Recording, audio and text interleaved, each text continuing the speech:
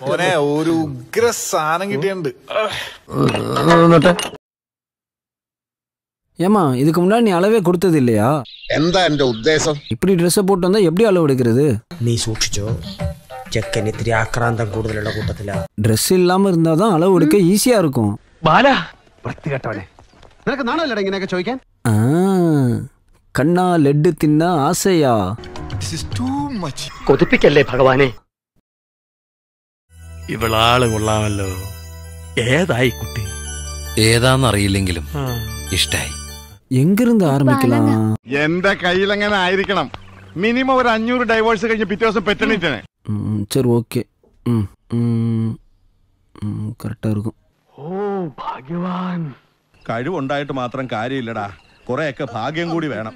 ஏமா இது ரொம்ப டிஸ்டர்பன்ஸா இருக்குமா? അത്ര വലിയ ബന്ധങ്ങളിലേക്ക് പോണോ ശിവൻകുട്ടി? റേഷൻ കട മറന്ന് മണ്ണെണ്ണ വാങ്ങണോ? இதோட அளவு எடுத்தனா ஆன்டி போடுற மாதிரி ஆயிடும். இந்த ட்ரெஸ்ஸை கலத்து. ആയുസ് തീർന്നിട്ട് ആർത്തി തീർന്നില്ലേ? എന്തൊരു ഒലിപ്പ്. உனக்கு எப்படி ஆன்டி போடுற மாதிரி வேணுமா இல்ல காலேஜ் பொண்ணுங்க போடுற மாதிரி வேணுமா? காலேஜ் கேர்ள் போடுற மாதிரி தான் சார் வேணும். ഏതായാലും പടച്ചോനാണ് ഒരു കാര്യം തീർച്ചയാ, നമ്മൾ വിചാരിച്ചോ നല്ല ഊളി. அப்பனா கழுத்தி போடு ஃபர்ஸ்ட்.